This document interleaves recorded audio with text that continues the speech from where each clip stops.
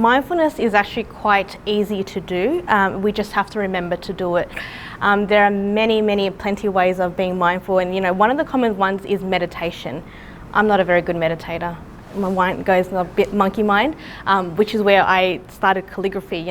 For me, it's like a tuning out. But being mindful is easy as just waking up in the morning and paying gratitude to the day, being mindful for the life that you have, being mindful for the breath that you take. Mindful eating is a great way. A lot of us sit there and we go, okay, we've only got half an hour for lunch. We sit there and we scoff down our food, right? It just takes a little bit of time to sit there and go, taste your food. Feel your food, really have a moment to yourself. And one of the other easiest way to be more mindful is to practice breathing.